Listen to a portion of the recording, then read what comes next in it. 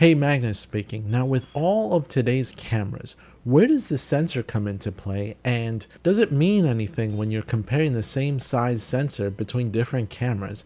And what does that have to do with anything? Hello, this is Magnus speaking, and in this channel we talk about camera news, tech, tips, and tricks. So if you're new here, definitely consider subscribing and hitting that notification bell. Now, in today's video, we're going to talk about camera sensors. Now there's a lot of technical mumbo jumbo, like when it comes to sensor sizes, which brand, who makes the sensor, color science, yada yada yada. Well, in today's video, what we're going to focus on is basically a subjective opinion. I'm going to give you my subjective opinion, but definitely you could come up with your own subjective opinion with what I'm going to show you. Now I've got a few different cameras themselves that I'm going to show you, and I'm going to show you a graded image, and I'm going to show you a basically clean image when it comes to each of the 4 different cameras that I'm going to show you. There are different sensor sizes amongst all of them, but what I'm going to show you here is not comparing the bokeh or the color science. It's really the image from an overall quality perspective. I'm going to describe to you the feeling that I'm getting when I see each of these shots before any color grading, and then after color grading.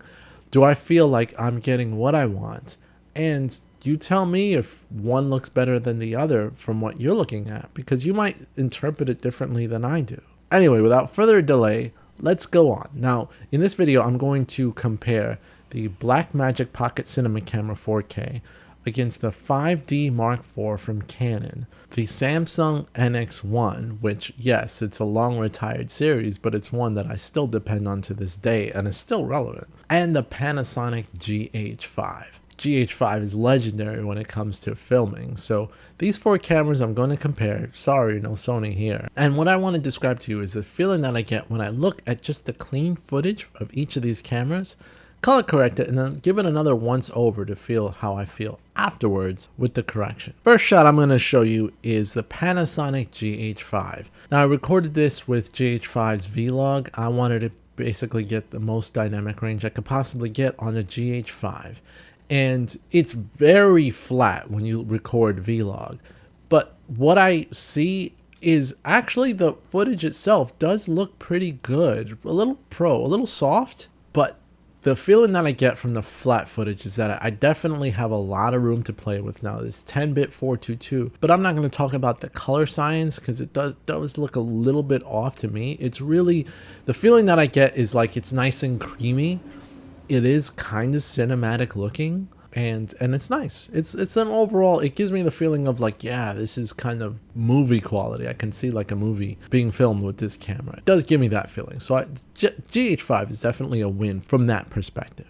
Now, grading the GH5 is a little tricky. I definitely have to apply a few adjustments once I grade it. It's definitely, you can definitely push a cinematic look to it, and it has a nice feel, and it just, again, this is just how I feel when I'm grading it, but it's nice. I don't know what to say except that I get what I expect with the GH5, which is a good feeling. Next camera is the Blackmagic Pocket Cinema Camera 4K. Now I record RAW in its film mode, which is like a log mode in other cameras. And what I get is that it's not as flat as the Vlog footage. There's definitely a movie feeling, like cinematic quality that I get with the footage. The nice dynamic range that this camera has just off the get-go. As long as I lock in my focus, it really makes me feel like, holy cow, this is movie quality right here in this small camera.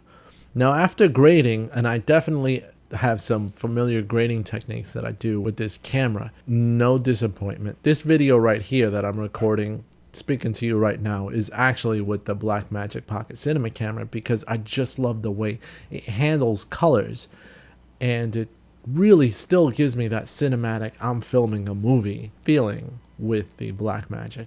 And it's 12-bit 422 color with the RAW file, so no complaints there. This camera is incredible, and it's actually the least expensive out of all the cameras that I'm using right now. Moving on, this is the 5D Mark IV, and it's C-Log footage. It's ungraded, And what I get from here, it's definitely a soft video from what I see. There's nothing wrong with colors, but again, this isn't about colors. This is about like the image quality from the sensor. And it's 8-bit 422 color. The feeling that I get is that it's not as cinematic looking as the GH5 or the Blackmagic. I think the Blackmagic actually looked more cinematic than the GH5. 5D Mark IV is more video-like. It's more of a finished look. The dynamic range is pretty good at 12 stops, but it's more of a finished look than the GH5 or the Blackmagic.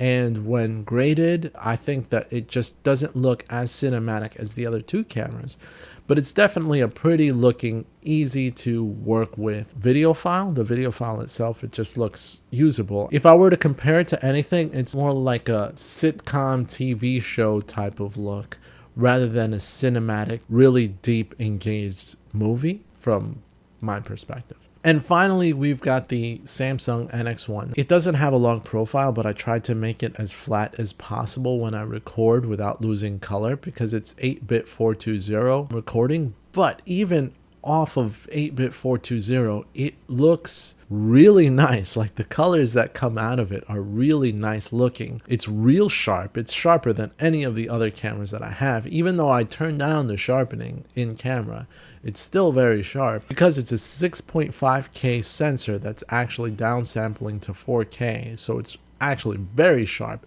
But the footage itself looks really good looking, even with no grade. And then I add a little bit more contrast to the footage, and the colors really pop out at you. And as sharp as it is, I will still say it's slightly more video-y and less cinematic looking to me than I'd say the GH5 or the Blackmagic is, and it's actually comparable to the 5D Mark IV when it comes to colors. And I will say that the image that I get off the Samsung is slightly better looking and a little bit more cinematic looking, a touch more than the 5D Mark IV. So yeah, 5D Mark IV is in last place unless you get the white balance wrong. I'm not showing you here, but when you get the white balance wrong and your colors are off on the Samsung, it looks terrible. Grading it, trying to rescue it is horrible. Then you have better luck tweaking the 5D Mark IV footage than you do off of the Samsung footage. But the Samsung footage, when you get everything right before hitting that record button, I just think it's pretty. And I've done some nice shots off the Samsung. So that's what I think, and that's based off of the sensors. Again, I didn't want the colors to come into play, but I guess they kind of have to. But that's the performance of the sensors, and this test is not perfect. You have to take lenses into consideration. You have to take the white balance that you kind of baked into the footage if you don't have the ability to record RAW, and all that other stuff. And of course, your own talent, and it's all a matter of opinion and subjectivity. You might think that the Canon beat all of the others. I'm just telling you my opinion, but what's your opinion? That definitely holds value to me as well, because again, opinion-based video. Definitely all opinion-based. But let me know what you guys think. What's your favorite sensor and performance when it comes to using cameras? Now, these cameras have vastly different price ranges, and there's a ton of cameras that you can feature in this performance. But I'm just basically showing you the performance of the cameras that I have on hand. Let me know what you guys think in the comments down below. Definitely consider hitting that like button. That always helps my channel. And as always, you'll make my day if you subscribe today. This is Magnus, and I'm out. See you guys later.